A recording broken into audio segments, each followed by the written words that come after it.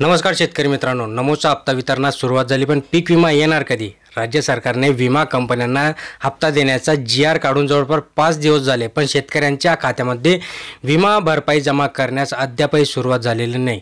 आता सगळ्या वर्गांमध्ये सगळीकडून हा प्रश्न आपल्याला विचारण्यात येत आहे. खरं तर सरकारने GR काढला, पण बँकांना जवळपास 1 एप्रिलपर्यंत सलग 4 ते 5 दिवस सुट्ट्या होत्या.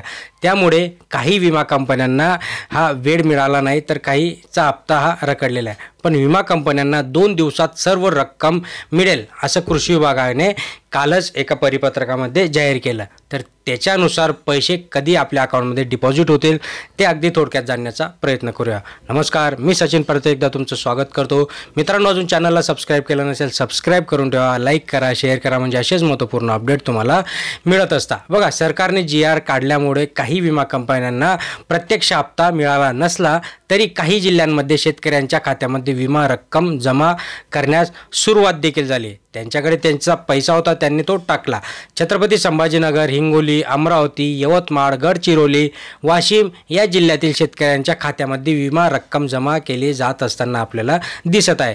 उरलेल्या जिल्ह्यांमध्ये 2 दिवसात शेतकऱ्यांच्या खात्यामध्ये रक्कम जमा व्हायला सुरुवात होईल आणि आठवड्याभरात सर्व शेतकऱ्यांच्या खात्यामध्ये विमा रक्कम भरपाई जमा झालेली असेल असं कृषी विभागाने स्पष्ट सांगितलंय. म्हणजे आपल्याला काही टेन्शन घ्यायची गरज नाही.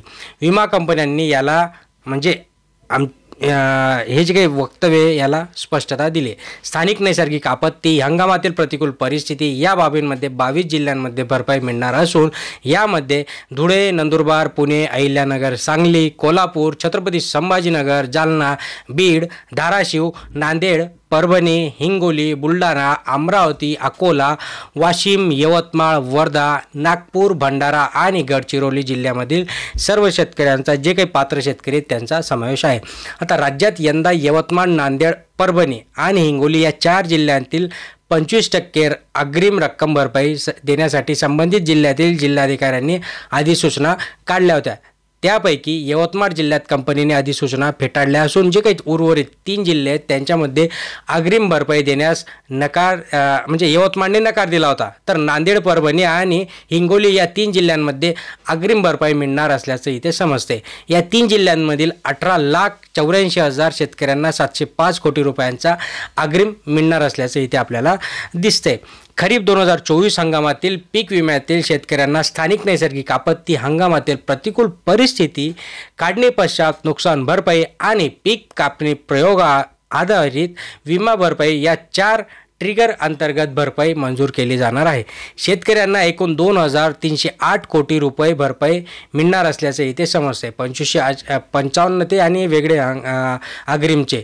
तर यानुसार शेतकऱ्यांना जवळपास आता म्हणजे 3,000च्या आसपास हे पैसे शेतकऱ्यांच्या अकाउंटमध्ये मिळतील. आता सगळ्यात महत्त्वाचं म्हणजे खरीप हंगामातील 2023 मधील 181 कोटी, रब्बी हंगामातील 2023 ते 24 मधील 63 कोटी, तसंच खरीप 2022 आणि रब्बी 2022-23 मधील 2.87 कोटी रुपयांची भरपाई देखील येथे शेतकऱ्यांच्या अकाउंटमध्ये क्रेडिट करण्यात येणार आहे.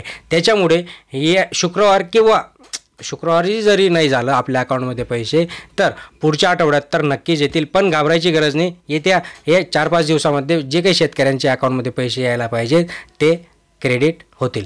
महत्त्वाची माहिती मित्रांनो, लाईक करा, शेअर करा, सबस्क्राईब करा. धन्यवाद.